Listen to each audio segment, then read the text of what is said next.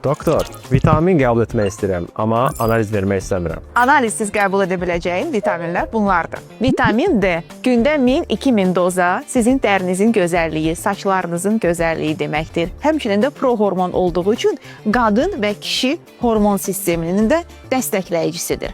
Həmçinin də güclü immunitet deməkdir. Növbəti omega 3. Əgər tez-tez balıq yemirsinizsə, o zaman beyninizin və damarlarınızın sağlamlığı üçün omega 3 içməyiniz şərtdir.